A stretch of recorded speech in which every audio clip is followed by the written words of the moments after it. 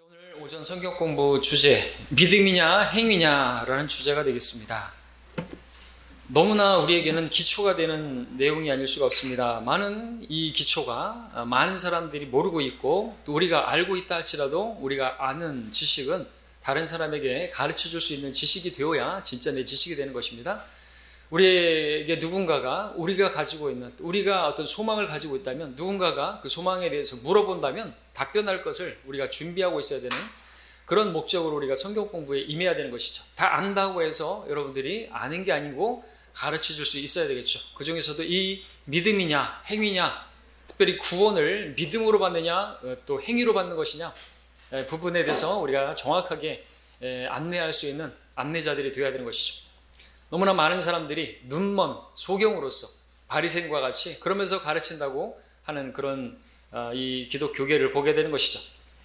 자, 믿음이냐 행위냐 이 문제, 기독교 교회사 2000년 동안 한 번도 끊이지 않고 논쟁이 되었던, 성경이 기록되던 당시부터 갈라디안주의라고 말을 하는 것처럼 믿음으로 시작했다가 다시 행위로 육체로 온전해지려고 하는 그런 갈라디안주의, 곧 행위로서 구원을 이루어 보려고 하는, 완성해 보려고 하는 그러한 교리가 있었던 것이 사실이죠. 거기에는 마귀가 개입한 것입니다. 다른 영이죠. 다른 영에 의해서 다른 복음이 전파되어진 것입니다. 다른 예수가 전파된 것이죠. 우리는 많은 사람들이 다른 예수를 믿고 있는 것을 보게 됩니다. 그들의 기초와 우리의 기초가 다른 것을 보게 됩니다. 우리는 기초가 예수 그리스도이신데 오직 예수 그리스도의 그분이 우리에게 기초가 되시는 것이죠. 그 기초를 근데 흔드는 것이에요. 예수 그리스도를 믿음만으로 안 된다라는 것이죠. 나의 행위도 필요하다는 거죠. 하나님이신 그분께서 행하신 그 행위가 얼마나 대단한 것인데, 이처럼 사랑하신 큰 신사랑인데 그것을 뒤로 하고 이제는 자기도 주님을 사랑하는 그 사랑으로 주님을 위해서 뭔가 행하는 그 행위로서 또 자기가 주님께서 기뻐하지 않는 그런 일들을 행하지 않는 그런 일들로 자기가 온전하게 되어지고 구원에 이르러 그럴 수 있다라고 생각하는 사람들이 있는 것이 사실이고, 그러기 위해서 마귀는 성경을 변개시킨 것입니다. 대표적인 성경 구절이 베드로서 2장 2절이죠. 구원에 이르도록 자라게 하려 함이라. 갓난아기 들로서 말씀의 젖이 아니라 또 신령한 젖, 말씀이 아니라 어떤 영적인 어떤 것을 체험해야 됩니까? 그리고 우리는 그 말씀의 젖을 사모하는 이유가 우리는 자라게 하려 함이라. 영적인 성장을 해서, 그래서 하나님께서 기뻐하시는 일들을 행하는 것이 목적인데, 변개된 성경들에는 구원에 이르도록이라는 단어가 첨가되어 있으면 교과서가 달라지면 어떻게 됩니까? 구원은 이루어져 가야 하는 완료 진행형이라고 하는 이상한 괴상한 그러한 교리가 만들어지는 것입니다. 그래서 믿음과의 행위에 대해서 정확하게 말하지만 믿음으로 구원받는 것인지 행위로 구원받는 것인지를 모르게 되는 것이죠. 가장 뜨거운 논쟁 중에 하나 있습니다. 뜨거운 감자였습니다. 오늘날 많은 목사, 교사들이, 신학자들이 자신의 주장들을 내어놓지만 교단들끼리 서로 다른, 특별히 장로교와 감리교, 칼빈주의와 알미니안주의. 알미니안주의는 곧 그냥 갈라디안주의인 것이죠. 그런 행위로서 자신들의 견의를 그렇게 채택하기도 하고 서로 싸우기도 하고, 지금은 그런 교리 논쟁도 하지 말자, 그냥 그리스도 안에서 사랑으로 하나 되자고 하는 또 그런 시대이기도 하지만, 교리를 성경이 주신 첫 번째 목적이 교리잖아요. 영감으로 왜 우리에게 주셨습니까? 교리를 알아야죠. 구원받는데 어떻게 구원받는지를 알아야죠. 책망과 바로잡, 잘못된 것을 알고 있으면 가르쳐 줄 수 있죠. 책망도 해야 되죠. 바로잡아줘야 되겠죠. 그런데 책망을 하고 바로잡아주려고, 근데 책망을 거부하는 사람들은 그건 저주를 받는 것입니다. 하나님의 사람으로 그렇게 온전하게 되게 하시려고 하나님께서 우리에게 또 말씀을 주시고 가르쳐 주시는 거 아닙니까? 자, 한편에서는 에베소 2장 8절을 내세워서 어떠한 행위 없이 오직 믿음으로만 구원받는다고, 이게 참된 것이지만 구원에 있어서는 오직 믿음이죠.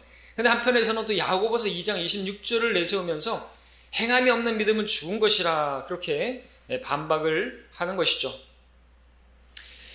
야고보서 2장 26절은 뭐라고 말씀합니까? 영이 없는 몸이 죽은 것 같이 행함이 없는 믿음도 죽은 것이라. 24절에서는 이제 너희가 알거니와 사람이 행함으로써 의롭게 되는 것이요 믿음만으로 되는 것이 아니니라. 20절에서는 오 허황된 사람아, 행함이 없는 믿음이 죽은 것인 줄 내가 알고자 하느냐. 그러면서 21절에서는 우리의 조상 아브라함이 자기 아들 이삭을 제단에 드렸을 때 그가 행함으로 말미암아 의롭게 되지 아니하였느냐. 이런 말씀들을 가지고 나오면서 행함이 없는 믿음은 그를 구원할 수 없다. 그렇게 주장을 하는 것이죠.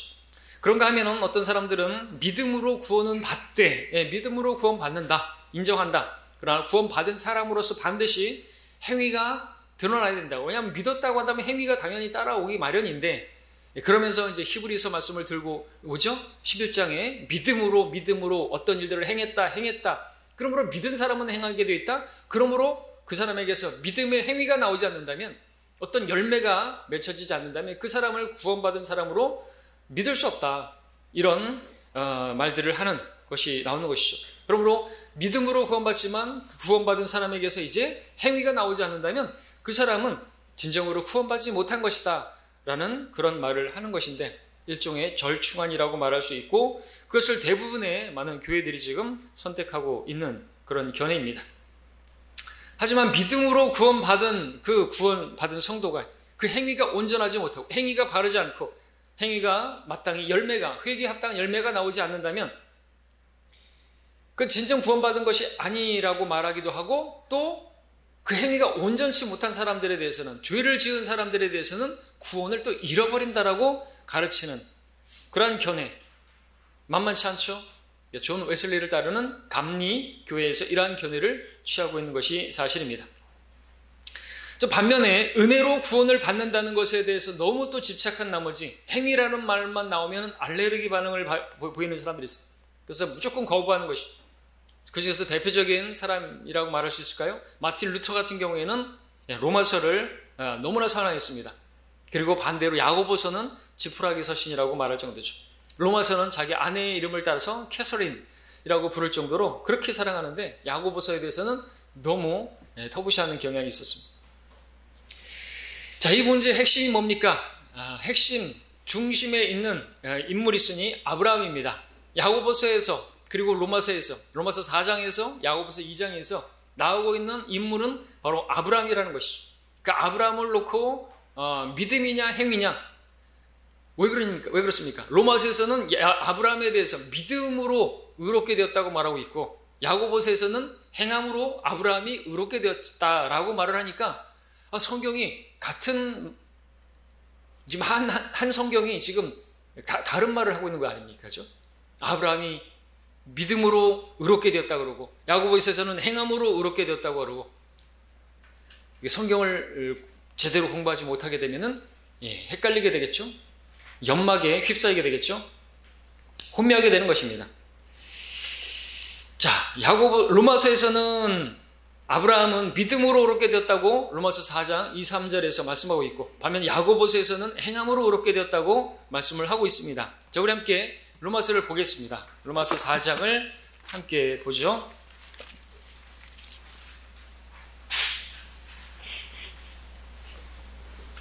1, 2, 3절을 보겠습니다. 그러면 우리 조상 아브라함이 육신에 관하여 무엇을 얻었다고 말할 수 있으리요? 만일 아브라함이 행위로서 의롭게 되었다면 그에게 자랑할 것이 있겠지만 하나님 앞에서는 없느니라. 성경이 무엇이라고 말하고 있느냐? 아브라함이 하나님을 믿었더니 그것이 그에게 의로 여겨졌느니라 말씀하고 있습니다. 그러면서 믿음으로 의롭게 된다, 행함이 아니다 주장하고 있죠. 그러면서 이제 일하는 사람에게는 그 보수가 은혜로 여겨지지 않고 빚으로 여겨지지만, 그렇습니다. 일하는 사람이 그 보수를 받는 건 은혜가 아니죠. 그것은 삭시예요. 그것은 주인이 나에게 빚을 진 거예요. 내가 열심히 일을 했으면 주인은 나에게 삭스를 줘야죠. 월급을 줘야죠. 그것은 은혜가 아닌 것입니다. 그러니까 일하는 사람에게 있어서 그 보수는, 그것은 은혜가 아닌 거죠. 그렇죠? 근데 내가 일을 하지 않았는데도 불구하고 행함이, 5절에서 행함이 없어도, 내가 일한 게 없는데, 아무것도 행한 게 없는데 불경건한 나를 그 자를 의롭다고 하시는 그분을 믿는 사람에게는 그의 믿음이 의로 여겨지는 것이죠. 그리고 그 믿은 사람에게 은혜를 베푸시는 것이죠. 아무것도 행한 것이 없는, 자격이 없는 자에게 베풀어지는 은혜, 너희가 믿음으로 말미암아 은혜로 구원을 받았으니. 어떤 사람에게 하나님께서 은혜를 베푸시는 것인가? 예수 그리스도를 자신의 구세주로 영접하는 그 믿음을 발휘하는 사람에게 은혜를 베푸시는 거예요. 네가 믿었느냐? 행한 것이 아무것도 없는 거예요. 구원을 받는 데 있어서는 행함이 없는 믿음으로 구원을 받아요. 그러나 구원받은 이후에 우리에게 행함은 필요하죠. 많은 경우. 근데 그 행함이 구원을 위한 행함이 아니고 상을 위한 행함이죠. 이걸 구분할 수가 있어야 되는 것입니다. 자, 그런데 야고보서에서는 또 뭐라고 말합니까? 야고보서 2장을 함께 보시면 거기서는 똑같은 인물 아브라함을 얘기하고 있는데 믿음으로 의롭게 된 게 아니라 행함으로 의롭게 되었다고 말을 하니까 정말 헷갈리지 않을 수가 없는 것이죠. 야고보서 2장 21절부터 24절까지를 읽겠습니다. 우리의 조상 아브라함이 자기 아들 이삭을 제단에 드렸을 때 그가 행함으로 말미암아 의롭게 되지 아니하였느냐. 믿음이 어떻게 그 행함과 더불어 작용하였으며 믿음이 행함으로 온전케 되었음을 내가 보느냐. 그리하여 아브라함이 하나님을 믿으니 그것이 그에게 의로 여겨졌느니라는 성경이 이루어졌고 그는 하나님의 친구라 불렸느니라. 이제 너희가 알거니와 사람이 행함으로써 의롭게 되는 것이요 믿음만으로 되는 것이 아니니라. 그러면서 창녀 라합을 얘기하고 행함으로써 의롭게 된 것을 이야기하고 26절에서 영이 없는 몸이 죽은 것 같이 행함이 없는 믿음도 죽은 것이니라 말하고 있습니다. 자, 이것을 어떻게 해결해야 됩니까? 어떻게 봐야 됩니까? 성경이 무엇이라고 말씀하시는지 우리는 양쪽을 다 비교해 봤습니다. 아브라함은 동일 인물이고 동명이인이 있는 것도 아니고 그런데 어떻게 다른 말을 하고 있는 것처럼 보이는데 우리가 가만히 살펴보면 지금 야고보서 2장에서 봤던 것처럼 야고보서 2장에서 아브라함을 지금 등장시킨 것은 그 기록이 어디입니까? 창세기 22장이잖아요. 아들 이삭을 제단에 드렸을 때 행위로서 그렇게 제단에 드렸을 때를 말하고 있으니까 창세기 22장이란 말이죠. 근데 아까 로마서 4장에서는 언제예요? 하나님께서 아직 아들이 없었을 때 아무것도 행할 게 없을 때 그러니까 드릴 이삭이 없었을 때 아무런 행한 게 없어요. 행할 수 있는 게 없어요. 그렇죠? 근데 야고보서에서는 아들이 있었어요. 창세기 22장에서는 있었어요. 그래서 그 아들 이삭을 드리는 그 행위로서 의롭게 되었다고 말하는 부분이고 그리고 로마서에서는 창세기 15장에서 드릴 게 없어요. 행할 게 없어요. 그러니까 오직 내 자손이 저 하늘의 별들과 같이 될 것이다 라는 말씀을 정말 믿기 어려운 상황인데 믿었단 말이죠. 하나님께서 아들을 주실 것을 믿은 거예요. 그랬더니 그 믿음을 보시고 의롭다고 여겨주신 거라는 거죠. 이걸 칭의구원이라고 하죠. 우리는 마찬가지죠. 우리는 이 시대에 어떻게 해요? 아브라함의 경우에는 하나님께서 그에게 정말 아들을 낳을 수 없는 100세에 어떻게 근데 아들을 주시겠다고 하니까 그걸 믿었어요. 그렇죠? 아브라함은 아들을 주실 것을 하나님께서 아들을 주실 것을 믿어서 의롭게 되었고 우리는 이 신약교회 우리는 하나님께서 우리를 위해서 아들을 주신 것을 믿은 거죠. 너무나 쉽잖아요. 그러니까 하나님께서 나를 위해서 아들을 주신 것을 믿은 그 믿음을 보시고 우리를 의롭다고 여기신 거예요. 의롭게 되었다고 해서 뭐 우리가 의롭게 살고 그런 걸 말하는 게 아니죠. 하나님께서 그 믿음을 보시고 그 믿음이 의로 여겨졌다고 말하는 거죠. 그래 내가 너를 의롭다고 여겨줄게. 너는 이제 의인이야. 그러니까 의인이니까 이제 그 믿음을 네가 발휘했으니까 그 믿음으로 살아. 이렇게 말씀하고 있는 것이죠. 그 믿음은 또 하나님의 아들을 믿는 믿음. 우리 안에 계시는 그리스도 그분을 믿음으로 살면 우리가 승리할 수 있고 여전히 우리는 그분이 아니면 의롭게 살 수도 없고 그렇습니다. 간단합니다. 그래서 우리는 아브라함과 볼 때 아브라함이 우리 믿음의 조상일 뿐만 아니라 이스라엘에게 있어서는 이제 뒤에서 보겠지만 대환란 때 이스라엘에게 야고보서는 수신자가 누구예요? 1장 1절을 보시죠. 다시 한번 야고보서 1장 1절에 아니 내 편지도 아닌데 나에게 보낸 편지도 아닌데 그 붙들고선 거기에 대해서 희노애락 하면 안 되겠죠? 예? 자기한테 준 편지도 아닌데 야고보서 이 수신자가 누굽니까? 그리고 이 저자는 또 누굽니까? 야고보 세베대들 야고보고 1장 1절 하나님과 주 예수 그리스도의 종 야고보는 누구에게요? 널리 흩어져 있는 12지파에게 신천지 12지파 아닙니다. 우리 12지파 아닌 거예요. 이스라엘 12지파예요. 지금 이 시대는 지금 어떤 사람들이 있어요? 유대인이 있고 이방인이 있고 하나님의 교회가 있어요. 하나님의 교회에게 해당하는 그러한 교리가 있고 여전히 유대인, 곧 이스라엘 12지파에게 교리로 주어지는 말씀들이 있고 이방인들에게 말씀하시는 말씀들이 있는데 그것을 올바로 나누어서 대상을, 시대를 나누어서 구약과 신약은 나누면서 왜 그 대상은 나누지 않는 것입니까? 왜 그 경륜을 나누지 않는 것입니까? 지금은 구약의 경륜이 아니라 신약의 경륜이고 그리고 이 신약의 경륜이 끝나게 되면 교회는 사라지게 됩니다. 들림받게 되겠죠? 그럼 이 땅은 이제 환란으로 들어가는 것입니다. 그리고 왕국이 세워지게 되죠. 이게 기준 신학입니다.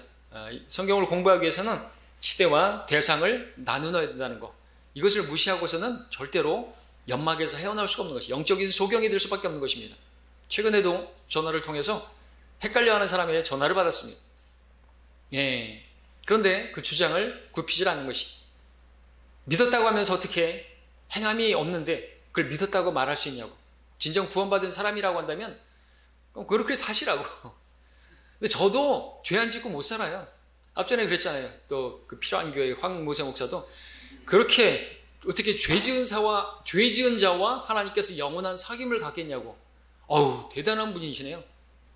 그러면 왜 발밖에 씻을 게 없다고 했을까요? 목욕한 자는 발을 왜 씻어야 돼요? 우리 매일같이 이 더러운 약한 세상, 이 세상의 신이 마귀가 이 세상의 신으로 있는 세상에서 악한 세상에서 우리가 걷다 보면은 우리가 눈으로 범죄하게 하고 말로 범죄하기도 하고 우리 환경이 지금 에덴이 아니에요. 왕국 때, 천년 왕국 때는 그런 에덴과 같이 회복되지만 마귀가 끝없이 구렁에 갇혀져 있는 상황에서는 그때는 우리가 죄를 짓지 않는 우리가 아니라 이제 그 왕국의 백성들이 죄를 짓지 않을 수 있는 많은 좋은 환경에 있는 것은 사실이지만 그래서 자신들의 그 육체만 잘 관리하면 되지만 지금은 아니라는 것이죠. 그러니까 우리가 자백하는 게 필요하고 그래서 주님께서 우리에게 은혜의 보좌를 허락하신 것이고 우리가 자백하면 그분은 약속하신 대로 신실하게 우리 죄들을 깨끗하게 하시고 다시 교제를 회복하게 하신다고 말씀하고 있는 것이 않습니까? 근데 자기가 죄를 짓지 않을 수 있다고 말하는 사람들은 도대체가 누군 것입니다. 그렇게 함으로써 자기들이 구원받을 수 있다고 말할 수 있다는 사람이 참 좀 정신적으로 좀 문제가 있는 사람들이죠. 어떻게 보면 좀 잘 돌봐줘야 될 사람이다 볼 수가 있어요. 양심에 화인 맞지 않고서는 어떻게 자기가 죄 안 짓고 죄 짓지 않는 한 점 부끄러움 없이 살면서 하나님께로 가려고 그렇게 생각하는 것입니까?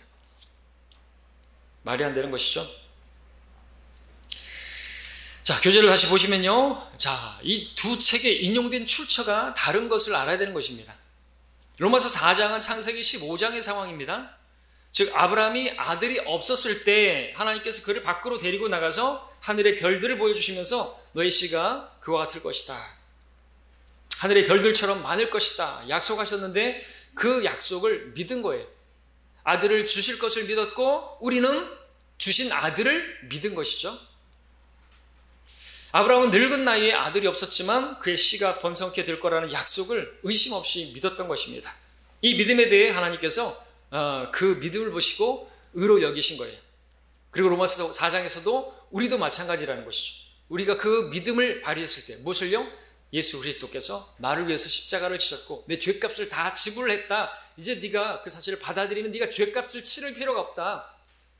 예수님께서 사흘 동안 지옥의 땅의 심장에 개역성경에 땅속이라고 했으니까 여호와 증인들처럼 무덤으로 생각할지 모르겠지만 우리 성경은 땅속 심장이라고 말했습니다. 그 심장이 뭐가 있는 줄 아시죠? 네, 지옥이 있는 것이에요. 근데 그곳에 갔다 오셨단 말이죠. 왜요? 내가 가야 할 그 지옥, 내가 받아야 할 그 죄의 형벌까지도 담당하셨다고 말하고 있습니다. 그 사도신경에도 있단 말이죠. 미국 영어로 된 사도신경이 있잖아요. He descended into hell. 지옥에 다녀오셨다고. 근데 한글로 된 사도신경에는 그것마저도 삭제시켜버렸어요. 아무튼 예수님께서 내 죄값을 치르셨고 그래서 내가 받아야 할 형벌조차도 없게 만들어 놓으셨다. 그거를 네가 믿느냐? 믿으면 나는 죄값을 치르지 않는 거예요. 나는 형벌 받을 필요가 없는 거예요. 왜? 내가 그래도 죄값을 치러야 되고 형벌 받아야 될 것 같으면 예수님이 죽으심을 헛되게 만드는 거예요. 하나님의 은혜를 헛되게 만드는 거예요. 그분의 죽으심을 헛되게, 은혜를 헛되게 만드는 게 어찌 작은 일이겠습니까? 그것은 신성 모독적인 것이라는 거죠. 그래서 행함으로써 의롭게 된다고 하는 사람들은 하나님을 모독하는 것이다 말할 수 있는 것이죠. 다른 복음이고 다른 영에 의해서 만들어진 마귀의 작품인 것이에요. 자, 이 믿음에 대해서 하나님께서 그렇게 의로 여기신 것이고요. 반면에 야고보서 2장이 말하고 있는 상황은 창세기 22장 그 모리아산에서 아들을 바쳤을 때 상황이죠. 거기서는 아브라함이 이미 이삭이라고 하는 아들이 있었고 그 약속의 아들인 이삭을 제단에 바치라는 그 말씀에 순종했어요. 행했단 말이죠. 행할 수 있는 그 일이 있었어요. 창세기 15장에서는 행할 수 있는, 행함을 발휘할 수 있는 아무것도 없었어요. 아들이 없었으니까.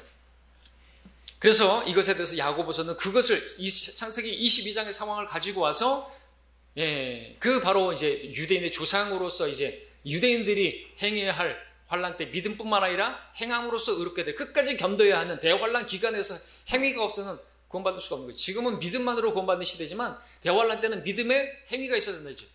행위. 유대인들은 끝까지 견뎌야 되는 것입니다. 안식일을 지켜야 되고요. 율법을 지켜야 되고요. 그들은 또 짐승의 표도 받지 말아야 되겠죠. 이제 이방인들은요. 유대인들을 도와야 되겠죠. 짐승의 표 받지 말아야 되겠죠. 지금 어떻습니까? 이제 짐승의 표를 받게 만드는 그런 상황에 있잖아요. 세상을 보십시오. 여러분 백신 안 맞아도 되고 맞아도 되는 거 맞죠? 짐승의 표 안 받아도 되고 받아도 돼요. 맞죠? 맞아요. 자유예요. 지금도 백신 맞아라 안 맞아라 할 줄 알아요.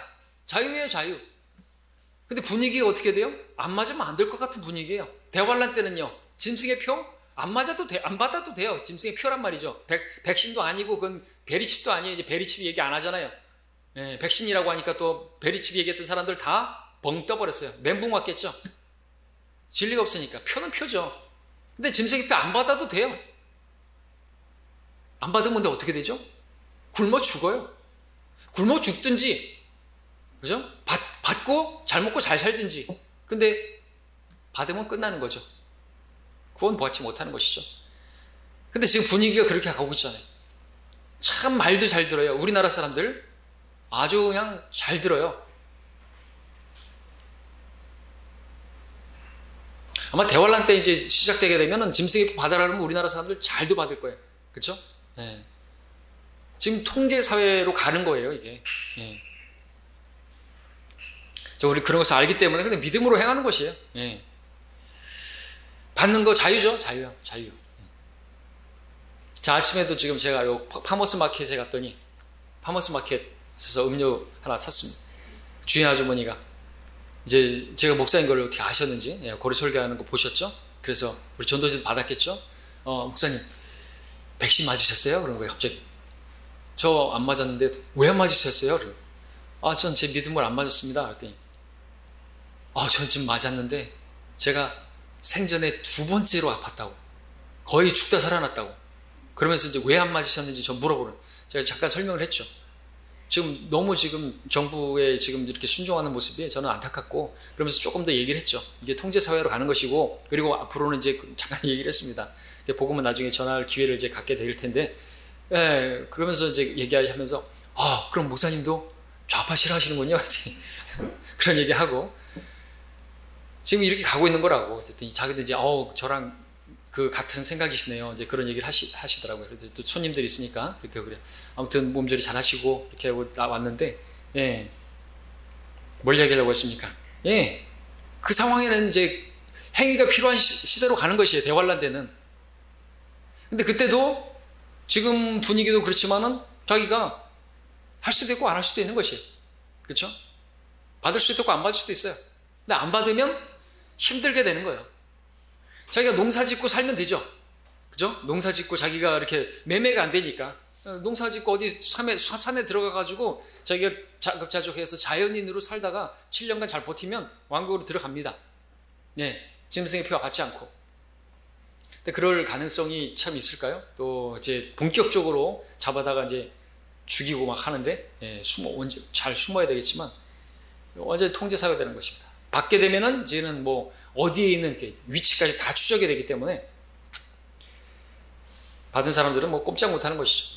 다 이제 하나님의 심판을 받게 되는 거죠. 자, 계속해서 보시면요.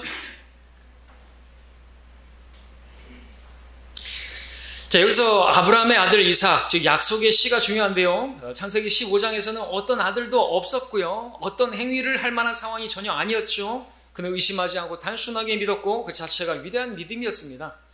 여러분들도 위대한 믿음인 거죠. 보지 않고 믿었잖아요. 그죠? 그분께서 십자가에서 한 죄수가 죽어갔는데 그게 나의 죄들을 다 뒤집어 쓰시고 내가 받아야 할 그 죄값을 다 치렀다고 하는 믿음, 다 믿는 게 아니잖아요. 정말 그 믿음만으로 또 구원받을 수 있다라고 믿는 사람들은, 성경대로 믿는 사람들은 또 너무나 소수이고요. 믿음의 사람들은 그렇게 소수였던 것입니다. 믿음은 그래서 보배로운 믿음이라고 말하고 있잖아요. 보배로운, 그 믿음이 보배로운 거예요. 하나님 보실 땐. 그 믿음만 보시고 은혜를 베푸시고 우리를 의롭다고 여겨주시고 하셨다라는 거죠. 예, 그 믿음이에요. 그 믿음. 구원받는 데는 행함이 없는 믿음으로 구원받는 것이에요. 거기에 행함이 조금이라도 들어가게 되면 그것은 더 이상 그것은 은혜가 아닌 것이에요. 내가 조금이라도 어떤 행한 그 무슨 행위가 들어가야 된다, 그래야 구원받는다고, 그건 더 이상 은혜가 아닌 것이죠. 내가 스스로 구원받는 데는 조금 빡빡한데 주님께서 조금 은혜를 주셔가지고 내가 도와주시면 내가 구원에 이를 수 있을 것 같다. 그거는 절대로 아닌 것이거든요. 이는 모든 사람이 죄를 지었으므로 하나님의 영광에 이르지 못했다 그랬습니다. 손을 뻗쳐가지고 거의 다 왔어. 거의 다 왔죠. 하나도 안 닿은 거죠. 아무리 노력해도 우리는 안 되는 것이에요. 거의 안 닿은 건 전혀 안 닿은 것이나 마찬가지입니다. 내가 아무리 노력해도 거의 다 한 건 다 한 게 아니에요. 거의 나를 설득시켜서 네가 그리스도인이 되게 하는데다 전혀 그리스도인이 된 게 아닌 것이죠. 그러니까 우리 믿음으로, 그러니까 우리 행위로서 뭘 테레사건 누구건 절대로 구원받을 수가 없는 것입니다. 자, 그 아들은 약속의 아들이었다. 하나님께서 그 아들을 통해 번성케 하시겠다고 약속하셨다. 하지만 그 아들이 죽어버리면 어떻게 되죠? 그 아들을 바치래요. 죽이래요. 번제로 드리라고 하십니다. 그러면 하나님께서 약속하신 그 약속은 어떻게 되는 거예요? 내 씨가 하늘과 별들과 같이 되겠다. 어떻게 되는 거예요? 그런데도 놀랍게도 야고보서에서 그걸 믿었다고 하는 거죠. 근데 어떤 믿음인가요? 그 아들을 죽인다 할지라도 하나님께서 그 아들을 다시 살려주실 것이라고 하는 믿음이 있었던 것이죠. 예. 하나님은 그러한 분이신 거예요. 이삭은 바로 예수 그리스도의 모형이 되는 거죠. 예수 그리스도를 통해서 많은 씨들이 태어나잖아요. 그죠? 이삭을 통해서 많은 씨들이 태어나잖아요. 예수 그리스도를 통해서 많은 씨가 태어날 것이죠. 그 씨를 보게 될 것을 바라보시고 이사야서 53장에서는 그분께서 십자가를 견디시고 승리하셨다고 말씀하고 있지 않습니까? 히브리서 함께 11장 보겠습니다. 히브리서 11장에 보시면은 어떻게 어떻게 아브라함이 그 이삭을 진짜 죽이려고 했어요. 죽이려고 폼만 잡은 게 아니고 죽이려고 한 것은 이미 죽인 것이나 마찬가지죠. 히브리서 11장 17절 보십시오. 19절까지. 믿음으로 아브라함은 시험을 받을 때 이삭을 제물로 드렸으니 그 약속들을 받은 자가 그 독생자를 드린 것이라. 그에 관하여 말씀하시기를 내 씨라 불릴 자는 이삭에게서 난 자라고 하여니. 이삭이에요. 이스마엘도 아니고 다 누구도 아니고. 그런데 이삭을 죽여버리면 어떻게 됩니까? 근데 어떻게 그렇게 죽일 수 있었던 것인가? 19절에 보니까 그는 하나님께서 죽은 자들로부터 그를 살리실 수 있으리라고 생각하였습니다. 이로써 그는 모형으로 그를 죽은 자 가운데서 다시 받은 것이라 말씀하셨습니다. 아브라함의 믿음은 정말 대단한 믿음이었던 거죠. 그는 바라본 것입니다. 그죠? 주의 산에서 그 모리아산 바라본 거죠. 거기서 주님께서 말씀하신 것처럼 나의 날을 봤다 그랬죠. 요한복음에서. 예수님께서 죽으시고 부활하실 것을 그 하나님의 어린 양으로 죽임당할 것을 본 것이죠. 그래서 그렇게 자기 아들을 죽여도 다시 살리실 것을 믿은 것이다. 나의 날 보기를 기다렸다가 그것을 보고 기뻐했다고 했지 않습니까? 그래서 부활의 신앙을 가지고 있었던 것입니다. 우리 그리스도인들도 이제 우리 그리스도인이 아니라 대환란 때 믿음과 행위를 가지고 구원을 받으려고 하는 사람들도 죽기까지 신실하라, 그죠? 그러면은 생명의 멸류관을 받게 될 것이다. 대환란 때는 진짜 부활의 믿음이 있어야 되겠죠. 자기가 죽어도 다시 살 것이고 영원히 살 것을 믿는다고 한다면 저 그리스도의 그 엄청난 그런 그 숙청에도 자기는 자기를 들을 수 있겠죠. 단두대, 목이 잘려지는 심판으로 죽임 당하는 것이에요. 거기다가 목을 내미는 사람이 누구예요? 예, 부활을 믿는 사람들이겠죠. 아브라함과 같은 믿음을 가져야 되는 사람들이 누구예요? 그러니까 대환란 때 있는 사람들이에요. 자, 계속해서 보겠습니다. 자, 그는 이 믿음을 그대로 실행에 옮겼습니다. 이건 결국 아브라함이 자신의 믿음을 입증하는 그런 행위였던 것이죠. 증명한 행위였던 것입니다. 그래서 창세기 15장에서 믿음으로 인해 의롭게 여겨졌던 로마서 4장, 아브라함은 창세기 22장에서 행위로 말미암아 의롭게 되었던 것이다 라고 말하고 있습니다. 출처가 다른 것입니다. 대상을 다르게 하기 때문에 그 기록을 다른 데서 가져온 것이죠. 믿음으로 의롭게 될 우리들에게는 로마서 4장에서 가져온 것이고, 그리고 행함으로 결국 끝까지 견뎌야 할 사람들에 대해서는 창세기 22장을 가져온 것이죠. 하나님께서, 저자이신 그분께서 필요하신 대로 그 기록들을 가져가다가 쓰시는 거예요. 근데 이거를 구분하지 않고 제대로 보지 않고 아브라함을 얘기하고 가시니까 그러니까 결국에는 믿음으로, 그래, 로마서에서 말하는 것처럼 믿음이 의로 여겨지지, 그래서 그것을 칭의 구원이라고 말하고, 야고보에 있어서 말하는 것처럼 또 행함으로써 의롭게 되는 것이니까 이것을 성화 구원이라고 하자. 그러니까 믿음으로 구원받아서 행함으로써 온전케 된다. 그러므로 믿은 사람에게서 행함이 나타나지 않는 사람은 결국에는 구원을 잃어버린다. 이와 같은 이론이 나오는 것입니다. 그러나 우리가 이것을 나눠서 공부하면 문제가 되지 않는 것이죠. 결국 야고보서 2장이 말하고 있는 창세기 22장 사건은 아브라함의 믿음에 대한 시험인 것입니다. 시험의 날이 언제예요? 대환란이에요. 야곱의 고난의 때, 그때 시험을 당하게 되는데, 그때 주기도문을 해야 되는 게 뭐예요? 우리를 시험에 들지 않게 해달라고 기도하는 것이에요. 악에서 구하해달라고. 악이 눈앞에 있어요. 적그리스도가 눈앞에 있단 말이죠. 우리에게 일용할 양식을 주옵시고, 일하기 싫으면 먹지도 말아야 돼요, 지금은. 근데 그 당시에는 매매가 안 돼요. 왜? 짐승의 표를 받지 않았는데요? 살 수가 없어요. 그래서 기도하는 것입니다. 과거에 이스라엘이 그렇게 광야에서 초자연적으로 부양받았던 것처럼 일용할 양식을 주옵시고 매일같이 만나를 주셔야 먹고 사는 시대가 다시 돌아오는 것입니다. 역사는 반복되는 거예요. 대환란 때 다시 그렇게 되는 것이죠. 광야에서 하나님께서 마련하신 한때, 두때, 반때 3년 반을 그렇게 대환란 후 3년 반 동안 부양할 곳을 마련하신다고 말씀하고 있습니다. 이스라엘에 대해서 말이죠. 12지파에 대해서 말이죠. 자, 그러면 이 믿음이 이제 시험을 받아서 그 입증을 했는데, 행함으로써 그 믿음이 가짜가 아니라는 게 증명이 됐는데, 문제는 이와 같은 행위로 증명되어야 하는 그 믿음이 오늘 우리 신약 성도들의 구원과 무슨 관계가 있냐라는 것이죠. 이 문제를 우리에게 적용시킬 때 과연 우리는 어떤 시험을 그러면 통과해야만 구원을 받았다라고 말할 수 있냐는 거죠. 근데 그런 시험들이 계속되는 건데, 우리가 일상에서의 시험, 대환란 시험이 아니라 일상에서의 시험도 계속될 텐데, 그 시험을 그럼 언제까지 계속해서, 그럼 끝까지 죽을 때까지 그 죄의 시험에 넘어지지 않으려고 승리를 해야만 구원을 이룰 수 있다고 생각하는 사람들이 사실 있지만, 죄 안 짓고 그렇게 시험에서 승리하고 살아야지 구원을 받냐라는 것이죠. 자, 이 문제를 우리에게 적용시킬 때 과연 어떤 시험을 그럼 통과해야지, 대단한 시험을 통과해야지 구원받았다고 확신할, 대환란을 통과해야지 구원받았다고 확신할 수 있는 것입니까? 실제로 교회가 대환란을 통과한다고 가르치고 믿는 사람들이 많아요. 그렇죠? 유튜브에도 보시면 열심히 대환란 준비하고 있습니다. 지금도 대환란이라고 그러고 백신 맞으면 안 된다고 버티는 사람들이 있어요. 백신은 짐승의 표가 아니에요. 어떻게 어떤 물질이 또는 어떤 물이 어떻게 혼에 영향을 미쳐가지고 혼을 지옥에 멸할 수 있습니까? 어떻게 베리칩이라고 하는 그 물질이 육체에 들어갔다고 해서 혼에 영향을 미칩니까? 기본적인 것도 없죠. 영혼 몸을 또 나누지 않으니까. 미혹되니까 그렇죠. 한 사람이, 어떤 거짓 선지자가, 거짓 교사가, 최바울이 인터컵 교회인가 거기서 그런 사람들이 그렇게, 이전에는 무슨 베리칩이 짐승의 표라고 하나님께서 나에게 꿈에서 말씀하셨다. 다 믿어버리고 다시 바꾸었어요.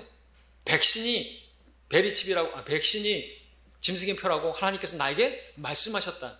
그런 사람 믿지 말아야 되죠. 성경을 믿어야죠. 지금은 그런 꿈이나 환상을 통해서 말씀하시는 시대가 아니에요. 예언의 말씀이 있으니 그 말씀을 우리가 주의하는 것이, 날이 새어 샛별이 너희 마음에 떠오르기까지 예언의 말씀을 주의하는 것이 잘하는 것이라 했잖아요. 베드로는 직접 그 변화산에서 음성을 들었지만 그보다 우리에게 확실한 예언의 말씀, 하나의 말씀, 신구약 성경이 있단 말이죠. 말씀을 보면은 짐승의 표가 뭔지도 다 알게 되고 그렇습니다. 그리고 점점 그것이 가까워 가고 있지 않습니까? 지금 코로나 시대에 우리가 오른손 내밀면서 핸드폰으로 QR코드 무슨 검은 점박이 같은 걸 찍고 또는 이마에다가 대고 열 체크하고 다 지금 리허설하고 있는 거잖아요. 예행 연습하고 있는 거잖아요. 실제로 지금 우리 마지막 때를 살고 있는 게 맞아요. 이게 언제 갑자기 이제 이것이 짐승의 표로 덜 변하는가 하나도 이상하지 않는 그런 시대에 살고 있습니다.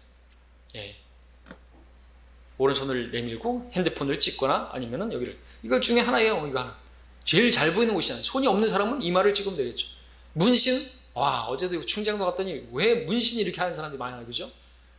문신 형태예요. 검은 점 찍힐 거란 말이죠. 어제 뭐 여자고 남자고 문신한 사람들이 더 어저께 상당히 많았어요. 시대의 흐름이에요, 지금. 그게 이제 자연스러운 것이죠.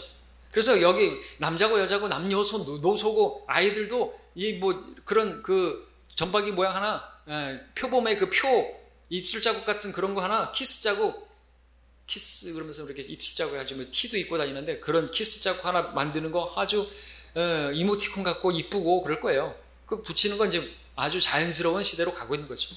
흉하지 않을 겁니다. 왜? 이제 뭐 문신이 거의 생활화됐으니까. 그냥 우리가 정신을 차려야 되는 것이 마지막 때예요, 마지막 때.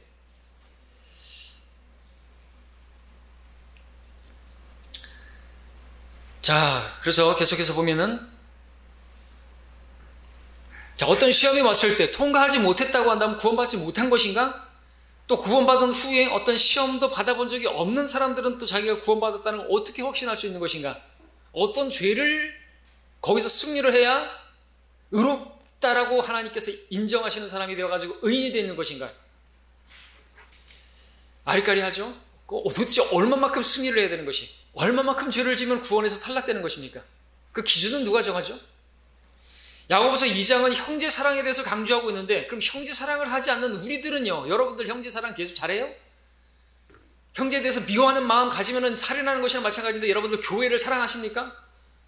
만약에 그 기준을 가지고 지금 야고보서에서 말하는 기준이 형제 사랑인데 하나님을 사랑하고 이웃 사랑인데 이웃 사랑이 누구예요? 유대인들은 그냥 유대인들이 다 형제예요. 그들 사랑하지 않으면 구원을 잃어버리는 것인데요. 그럼 우리는요, 형제 사랑으로 이웃 사랑하지 않으면 잃어버리는 것입니까?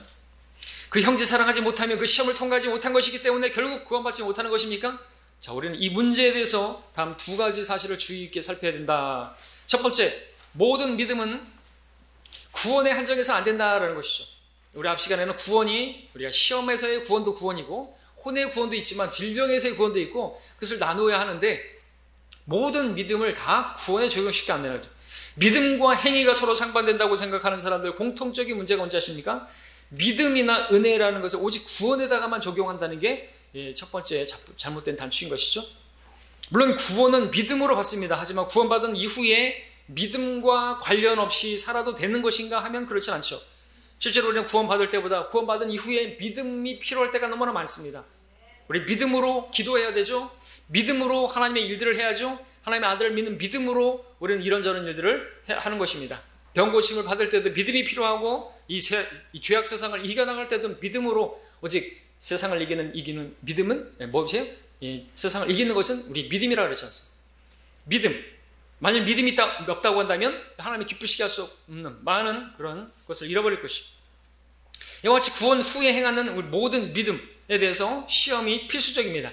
참 저 사람은 믿음이 좋은 사람이야 라고 칭찬받는 어떤 사람이 죄를 짓거나 고난에서 실패한다고 한다면 그 사람은 더 이상 믿음 있는 사람이라는 평판을 듣지 못하겠죠.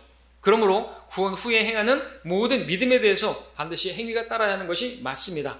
행위가 없다고 한다면 누구도 그 부분에 있어서는 그 사람 믿음 좋다, 믿음 있다 라는 인정을 받지 못하게 되겠죠. 하지만 구원받는 믿음에 대해서는 어떤 행위도 필요 없다라는 사실을 알아야 하는 거죠. 에베소 2장 8절 9절이죠. 믿음으로 말미암아 은혜로 구원을 받았으니 그래서 하나님의 선물이요 행위에서 난 것이 아니니 아무도 자랑하지 못하게 하심이라 그랬습니다. 구원을 받는 데 있어서는 그 믿음은요 행함이 없는 믿음. 그래서 구분하기 아주 편합니다. 구원받은 믿음은 행함 없는 순수 100% 믿음. 그 믿음 행함이 들어가면 안 돼요. 1%도 들어가면 안 돼요. 그럼 불순물이라고 말할 수 있습니다. 그러나 구원받은 이후에는 행함이 없는 믿음은 믿음이 아닌 것이죠. 그렇죠? 우리가 믿음으로 행하고 고린도 후서에서 말하고 있잖아요. 우리가 보는 것으로 하지 않는다. 믿음의 역사, 데살로니가 교회를 향해서 믿음의 역사, 믿으면 역사가 있어요. 행하게 됐다는 거죠. 웍이 있다. 역사, 행하게 되는 걷는 것이죠. 그러니까 우리가 구원받은 이후에는 믿음은 곧 행위예요. 그죠? 그러나 구원받을 때는 곧 행함이 없는 믿음이죠. 그거는 행함이 아닌 그냥 순수한 믿음이죠. 그러나 구원받은 이후에는 믿음은 곧 행함이라고 그렇게 말하면 되는 것입니다.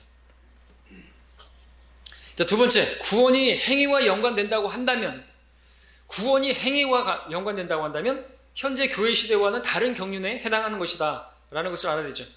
야고보서에 나오는 믿음과 행위를 구원에 연관시킨다고 한다면 그것은 교회 시대의 교리가 아닌 것입니다. 대신에 그것은 대환란 시대에 교리적으로 적용되어야 하는 것이죠. 반면 교회 시대의 행위를 구원과 연결시킨다면 그것은 다른 복음이 되는 것이고, 그것은 천사라 할지라도 다른 복음을 전하면 저주를 받는다고 했습니다. 이단 교리가 되는 것이죠. 근데 계시록에 보니까 한 천사가 하늘을 날아가면서 영원한 복음을 전하는데 저주를 받지 않습니다. 그 영원한 복음은요, 지금 우리 은혜 복음과 다른 복음이죠. 하나님께 경배하고 짐승에게 경배하지 말고 이제 그런 내용이죠. 그런 다른 복음을 전하지만 그 천사는 저주를 받지 않습니다. 그러나 갈라디아서 말하고 있는 그 천사라 할지라도 다른 복음을 전하면, 지금 이 시대에 바울의 복음, 은혜의 복음, 예수 그리스도의 복음을 전하지 않고 다른 복음을, 천국이 가까이 왔네 그러면 천국 복음을 전한다든지, 베리칩 받지 마십시오 그런다든지, 그런 거는 저주받을 줄이라는 것이 사실. 그런 것으로 자기가 구원받을 줄로 생각한다면 그 사람은 저주받잖아요. 지옥 가잖아요. 예수 그리스도를 믿어야지 구원받는다고, 그것을 가르칠 수 있어야 되는 거죠. 야고보서 5장은요, 대환란의 상황을 잘 보여주는 것입니다. 야고보서 5장 3절 시각 관계에서 찾지 않았지만 부자들에 대한 경고를 말하는 것이죠. 지금 갈수록 이제 빈익빈 부익부가 될 거죠. 이제 코로나로 인해서 중산층이 다 무너지고 있죠. 공산사회로 가는 이런 그 적그리스도가 통제하는 통지사회로 가는데 중산층이 사라져야 그것이 통제하기 쉽거든요. 그러면서 말하는 게 뭐예요? 너희가 마지막 날들을 위한 재물을 쌓아뒀다 말하고 있죠. 마지막 날들. 야고보서 5장 5절에서는 사륙의 날을 얘기하고 있는데, 이 사륙의 날은요, 아마겟돈 전쟁을, 거의 대사륙을 지금 보여주는 것이죠. 왕들의 살과 장군들의 살과 용사들의 살과 말들과 그 위에 탄 자들의 살과 자유인이나 종이나 작은 자나 큰 자나 할 것 없이 다 살들을 먹으리. 바로 아마겟돈 전쟁에서 사륙의 날들. 이러한 자들, 아주 살찐 자들, 아주 왕들, 장군들, 아주 이런 사람들. 자, 성경에 제시된 여러 심판들 중에서 사륙의 나라를 말하는 심판은 재림 때 펼쳐질 아마겟돈밖에 없다. 이건 계시록 19장. 제가 지금 17절, 18절 읽어드렸습니다. 18절 읽어드렸습니다. 더욱이 야고보서 5장 8절에는 주의 오심이 가까움이라고 말씀하고 있습니다. 결국 야고보서는 교리적으로 대환란과 연관되어 있는, 대환란 때의 교리는 구원과 행위가 연관되어 있다는 것이죠. 믿음도 필요하지만 행위로서 입증되지 않는다면 죽은 믿음 것이. 야고보서는 네가 한 분 하나님 믿는 거 잘하는 것이다. 근데 뭐 대단한 거냐? 이 마귀들도 믿고 떤다 그랬어요. 그러니까 믿음만이 아니에요. 나 하나님 믿는다 그러면서 저기 이제 시험을 당했는데 행위가 없으면은 그 대환란 때 시험을 통과하지 않으면 구원을 잃어버리는 것이죠. 구원받지 못하는 거죠. 구원 잃어버리는 게 아니라 구원받지도 않은 상태이기 때문에. 야고보서는 그래서 교리적으로 아주 매우 특수한 책인 것입니다. 그래서 어려운 교리가 종종 등장하는데, 교리, 우리는 이제 그 책을 그렇다고 해서 뭐 야고보서를 지푸라기 서신이라고 해서 거들떠 보지도 않는 것이 아니라 우리는 교리적인 적용을 안 하고 영적인 적용은 할 수가 있습니다. 자, 그렇다고 교회 시대에 사는 우리에게 필요 없는 책이라고 말을 할 수는 없어요. 야고보서는 우리에게 풍부한 영적 양식을 제공합니다. 영적 적용을 하면, 교리적 적용을 하면 안 되고요. 교리로서 받아들이면 안 되고 교훈으로 받아들일 수 있는 많은 말씀들이 있단 말이죠. 자, 그래서 그걸 말하는 것처럼 그 행위라고 하는 것도 구원과 연결시키지 않는다고 한다면 우리 성도의 성숙을 위해서 중요한 권면들이 있는 것이죠. 예를 든다면 1장에서 우리가 시험을 이기고 견뎌내는 거, 이제 인내를 이루라는 거, 좋은 것이죠. 그렇다고 해가지고 우리가 이 시험을 이기지 않았다고 해가지고 구원을 잃어버린다 그러면 안 되는 것이고요. 2장에서는 형제 사랑하는 것에 대해서, 3장에서는 혀를 조심하라는 거, 우리도 혀를 조심해야죠. 그리고 4장에서는 기도에 대한, 그리고 영적 전쟁에 대한 그런 교훈들이 나오고, 5장에서는 재림을 사모하라는 그 교훈, 우리에게도 얼마든지 영적인 적용으로 받아들일 수 있는 좋은 말씀들이 있습니다. 그러나 교리적으로 받아들이면 안 되는 거죠. 교리와 교훈은 다른 것입니다. 교리적 적용과 영적 적용은 다른 것입니다. 그것을 구분할 수 있어야 하는 거죠. 교훈은 얻어야 되죠. 우리가 가르침 받고 좀 하나님께서 원하시는 게 그런 것이고 내가 시험을 이기기 원하시는 것이구나. 내가 그런데 구원을 잃어버리지 않는다고 내가 시험을 넘어진다고 해도 구원 문제 없으니까 난 시험에 져야지 뭐 그렇게 생각할 사람들은 없겠죠. 그죠? 내가 죄를 져도 구원을 잃어버리지 않으니까 내가 마음대로 죄를 져도 된다는 생각은 그건 잘못된 생각을 했죠. 은혜 아래 있으니 죄를 져도 된다는 말이냐? 결코 그럴 수 없느니라 말씀하고 있는데 어떤 사람들은 은혜로 구원받고 믿음만으로 단번에 구원받는다니까 이거 편하겠다. 죄 짓고 마음대로 살아도 되겠다. 이 생각이 어디서 마귀가 주는 생각이잖아요. 어떻게 그런 생각이죠? 그 은혜를 아는 사람이 그렇게 막 살아요? 은혜를 모르니까 그렇죠. 은혜가 뭔지 모르니까 자기 행위로서 막 하려고 하는 것이겠죠. 근데 자기는 그렇게 막 행위로서 열심히 하려고 하는데 어떤 사람이 나타나가지고 믿음만으로 단번에 구원받는다고 하니까 자기가 분이 나는 것이죠. 내가 지금 한 것이 다 쓸데없는 짓거리 아니냐 그죠? 꼭 사울과 같아요. 바울과 같아 하는 거죠. 바울은 지금 열심히 자기가 행위로서 하려고 하는데 어떤 사람들이 베드로가 나와가지고 믿음만으로 구원받으니까 다 죽여버리고 싶은 거죠. 그래서 교회를 박해한 거예요. 그죠? 자기 의로다가 하나님의 의를 대적한 것이. 자, 그러므로 성숙한 성도라고 한다면 진리의 말씀을 올바로 나누어 공부하는 가운데 교리적 상황을 분명히 설정해 놓은 후 그 다음에 우리가 야고보서에서도 풍부한 영적, 그래서 야고보서를 가지고 설교도 저도 많이 했지 않습니까? 자, 참고로 이 오픈 성경과 이 톰슨 주석에 있는 그 야고보서에 대한 주석들은 여러분들이 이제 마치고 읽어보시기 바랍니다. 아리까리게 해놨어요. 이런 주석을 달아놓으면 읽는 자들로 하여금 이 주석이 아니라 헷갈리게 만드는 것이라는 것이죠. 지금까지 했던 그 설명들을 갈라디안 주의를 그대로 주석이라고 써놓은 것이 믿음으로 구원받지만 거기는 반드시 행위가 나와야 된다. 그렇지 않으면 그 사람은 진정 구원받는 것이 아니다. 이따위 말을 했는데 어떻게 헷갈리지 않을 수 있겠습니까? 소경이 소경을 인도하니까 둘 다 구덩이에 빠지는 것이죠. 자, 우리는 그러한 구덩이에서 빠져나오게 해주신 주님을 찬양하고 감사를 드립니다. 마치겠습니다.